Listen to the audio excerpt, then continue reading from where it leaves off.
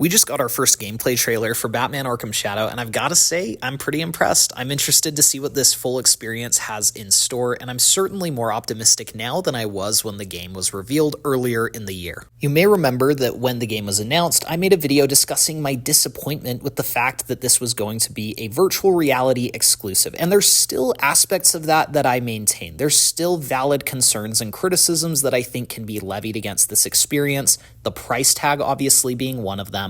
And also just the fact that it's a less accessible format. There's people who get motion sick playing. There's people who have disabilities that will keep them from playing. And overall, there's just a number of Arkham fans that I think would love to experience this story, but will not be able to outside of just watching it on YouTube. I certainly don't want to undermine any of those concerns or criticisms, so I just want to make it clear that I still understand where many are coming from when they say they're not excited for this game or aren't happy in the manner with which it's releasing.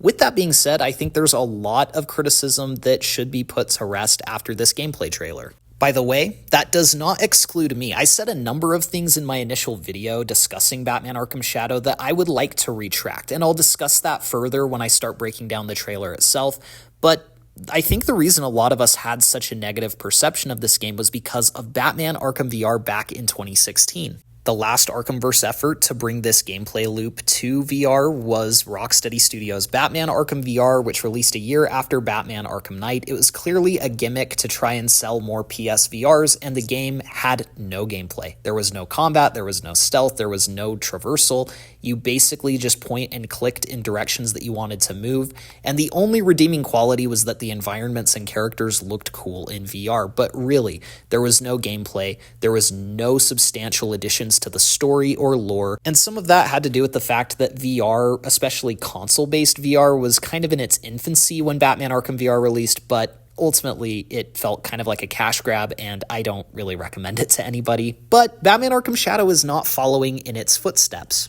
Even after I made my initial video, I started listening to some of the interviews with the developers, the creative director in particular, and started to have a changed perception about Batman Arkham Shadow. I started to get more excited because this was clearly in the hands of a team that knew what they were doing and knew what they wanted to achieve. The creative director wasn't setting out to make Batman Arkham Knight in VR. He knew the technology wouldn't support that, so instead he tried to make a game with a scope similar to Batman Arkham Asylum. And honestly, if any of the existing Arkham games could get a VR port, I would choose Batman Arkham Asylum. I think it has the best atmosphere and the creepiest map, and the gameplay mechanics would translate the best to the virtual reality format. I could tell from his interviews that he really had a passion and care for this universe and wanted to faithfully adapt it into VR. It was also interesting to learn that this wasn't something Warner Brothers hired them to do. This was something they went to Warner Brothers and pitched and said, "We love the Arkhamverse. You guys haven't done anything with it in a while. We'd love to take a crack at it." And Warner Brothers greenlit the project. That gave me a lot more confidence. I also really appreciated that when asked questions about fans who may still have reservations or concerns about the game, he didn't talk down to those players or get cynical or upset that there were people who weren't initially on board. He understood that this isn't a traditional release for this series and simply hopes to win players over by showing them just how cool this can be. It was a very respectful attitude that I really admired, especially considering how much blind vitriol has been thrown their way. And to be honest, I think it's pretty unfair how much hate they've had to endure just because they wanted to make an Arkham game for their platform. It's not their fault that more Batman Arkham games haven't been released on consoles. That's Warner Brothers' prerogative to not greenlight those and instead greenlight games like Suicide Squad Kill the Justice League. In fact, that's probably why this game got greenlit when it did and set for release when it did. They thought, hey, we're bringing the Arkhamverse back on consoles with Suicide Squad Kill the Justice League. This will be a great footnote to that can release later in the year. And hopefully the amount of attention that Batman Arkham Shadow is getting can show Warner Brothers that there is still an audience for these more traditional Batman Arkham games. There is still an appetite for games like this, and hopefully more will get greenlit in the future. But as far as the gameplay for Batman Arkham Shadow goes, geez, dude, it looks so much better than I could have expected. In my initial video, I talked about how I didn't see how they could bring the free flow combat system into VR, and man, have my eyes been opened. This actually looks really fun. It doesn't look like a system that will make me motion sick. And I honestly can't believe how much fluidity there is in this system. The fact that they've included the bat claw and batarangs and other gadgets that you can use as you're building your combo, it looks great. The dynamic stealth takedowns being included in VR looks really impressive as well. I am yet to be sold on the traversal, not because it doesn't look cool, but because I'm not sure if I'll be able to pull it off without projectiling vomit around whatever room I'm playing the game in. So I'll have to have some kind of bucket with me when I'm trying some of those maneuvers for the first time. There are also some things that I actually think could be improved in Batman Arkham Shadow. There are certain mechanics that I think could be better here than they've ever been in a previous Arkham game. Those being the environmental exploration, puzzle solving, and detective work that you do.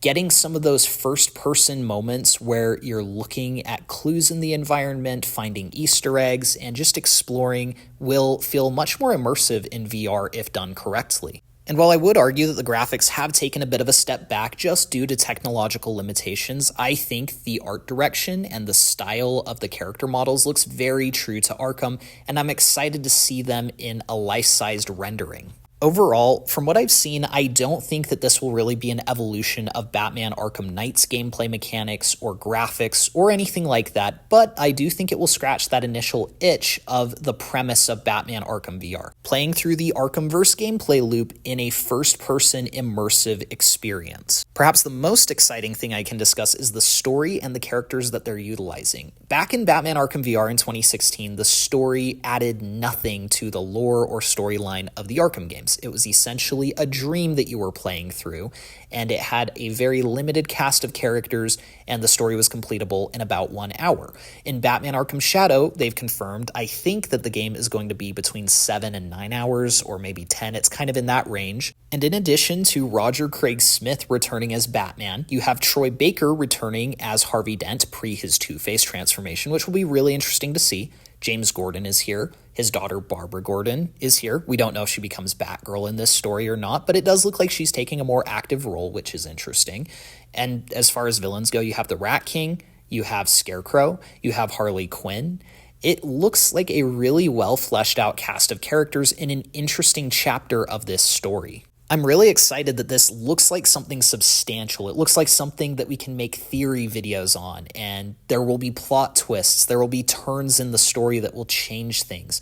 I really love the idea of setting the game on the 4th of July, where you'll have fireworks going off. That's going to look really exciting visually, and I'm excited to see if there's any way in which that contributes to the story. Maybe Calendar Man will be involved in this one or something. There's so much potential, and it gets me excited. But I also want to reaffirm that I'm not as excited as I would be if this was another console-bound game. But with that being said, and this is something that I think too many people are overlooking, there's no reason that this game would ever stop another console-bound Arkham game from releasing. Warner Brothers could absolutely look at the excitement and appetite for Arkham Shadow and realize, hey, people want more games like this.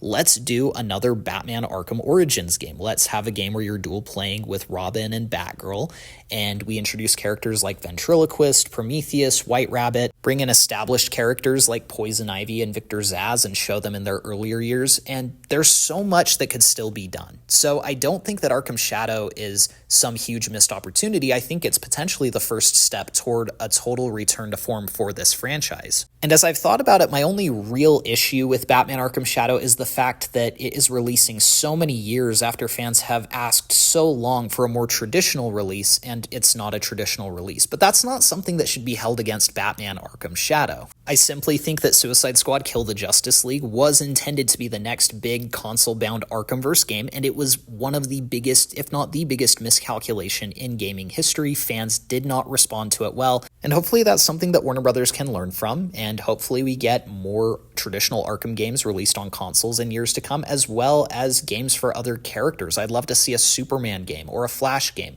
I had a lot of fun with Hogwarts Legacy last year, and so ultimately, I just hope that Warner Brothers can take the lessons that they've learned from their last few releases and really plan out a future with just absolute bangers. But as far as Arkham Shadow goes, I just want to retract some of the things I said in my first video. I'm actually really excited for what this game has to offer. I still think that it's kind of a bummer that it's locked behind the MetaQuest 3, but I am excited to see what it has to offer, and I will be checking it out in October. But let me know in the comments below what you guys think. Did this trailer change your mind at all? Are you still just disappointed by this game?